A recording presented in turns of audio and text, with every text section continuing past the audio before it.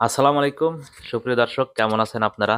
আশা করি যে যেখান থেকে ভিডিওটি দেখছেন ভালো আছেন। আজকের এই সম্পূর্ণ ভিডিও জুড়ে দেখানো হয়েছে বাংলাদেশের গ্রাম অঞ্চলে অর্থাৎ একদম প্রত্যন্ত অঞ্চলে কিছু পাখি এবং কাঠবিড়ালি দেখতে পাওয়া যায়। সেই পাখিগুলোর এবং কাঠবিড়ালির কিছু চিত্র এই ভিডিওতে ধারণ করা হয়েছে। আপনারা যে যেখান থেকে দেখছেন সম্ভব হলে ভিডিওটা শেয়ার করে প্রোফাইলে রেখে দিতে পারেন, কারণ আপনাদের একটি শেয়ারের মাধ্যমেই বাংলাদেশের সুন্দর সুন্দর দৃশ্যগুলো পৌঁছে যায় পুরা বিশ্বের মানুষের কাছে। এই মুহূর্তে দেখতে পাচ্ছেন একটি কাঠবিড়ালি কি যেন ব্যাগ থেকে বের করে ২ হাত উঁচু করে বসে বসে খাচ্ছে। মনে হচ্ছে কিছুক্ষণ আগে সে হয়তো অথবা তার পরিবারের কেউ বাজার থেকে বাজার করে নিয়ে আসছে, তারপর সে সুন্দর মতো খাচ্ছে। আসলে বাজার টাজার করে আনে নাই, কেউ কোনো খাবার ফেলে রাখছে, সেগুলো থেকে সে ভক্ষণ করছে।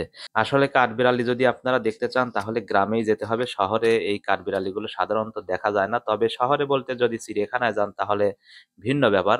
কিন্তু গ্রামের পরিবেশের সাথে প্রকৃতির সাথে মিশে থাকে কাঠবিড়ালি। কারণ কাঠবিড়ালির যে খাদ্যগুলো পেয়ারা, বাতাবি লেবু, বিভিন্ন ধরনের ফলমূল, আম, কলা, এইগুলো কিন্তু গ্রামেই উৎপাদন হয়। আর এই গ্রামেই এই গাছের আশেপাশ দিয়েই অবস্থান করে এই কাঠবিড়ালিগুলো। যদিও কাঠবিড়ালি কিছু কিছু ফল খাবার কারণে সামান্য ক্ষতি হয়, তারপরেও পরিবেশের ভারসাম্য রক্ষা করতে সব ধরনের পশু পাখি প্রাণীরই প্রয়োজন আছে।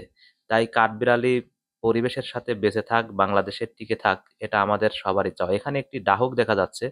ডাহুকও গ্রামের অন্যতম একটি সুন্দর পাখির ভিতরে একটা। দোয়েল আমরা দেখছি, জাতীয় পাখি দোয়েল। দোয়েল কিন্তু শহরে দেখা যায় না, এটা দোয়েলও গ্রামেই দেখা যায়। আর যত দিন যাচ্ছে তত এই পাখিগুলো বিলীন হওয়ার পথে চলে যাচ্ছে। একটা সময় টুনটুনি দেখা যাইতো, যে গ্রামের গাছগাছালির আশেপাশ দিয়ে টুনটুনি বাসা বেঁধে সে সংসার সাজায়। কিন্তু কালের পরিক্রমায় বর্তমানে টুনটুনির পরিমাণ কমতে বসেছে। একটা সময় বাবুই পাখি দেখা যেত, এখন বাবুই পাখিও হারিয়ে যাচ্ছে গ্রাম অঞ্চল থেকে। একটা সময় কাক দেখা যেত গ্রামে প্রচুর, কাকও যত দিন যাচ্ছে তত কমতেছে। চিল, শকুন এগুলোর কথা বললামই না। দর্শক, আপনাদের কাছে আসলে কি মনে হয় বাংলাদেশ থেকে যে পাখিগুলো বিলীন হয়ে যাচ্ছে, এগুলো কি ভবিষ্যতে আবার রেস্কিউ বা উদ্ধার হওয়া সম্ভব, বা এদের বংশ বিস্তার বৃদ্ধি করা আদৌ সম্ভব, নাকি এগুলো আসলে বিলীন হয়ে যাবে? তবে আমরা যদি একটু সচেতন হই তাহলে এদেরকে রক্ষা করা সম্ভব। আর আমরা সচেতন হব না এটাই হয়তোবা স্বাভাবিক, কারণ আমরা দিন দিন যেভাবে জমিতে সারের পরিমাণ বাড়াচ্ছি, কীটনাশকের পরিমাণ বাড়াচ্ছি, এই কীটনাশকগুলো সারগুলো খেয়েই কিন্তু হাজার হাজার পশু এবং হাজার হাজার পাখি বাংলাদেশের বিভিন্ন স্থান থেকে মারা যাচ্ছে। তো দর্শক, আপনারা যে যেখান থেকে দেখছেন ভিডিওটা শেয়ার করে দিতে পারেন, এবং পশু পাখি নিয়ে আপনাদের মনের যে অনুভূতিগুলো সেগুলো ভিডিওর কমেন্ট বক্সে লিখে রাখতে পারেন। কথা বলতে বলতে চলে এসেছি অনেক দূরে।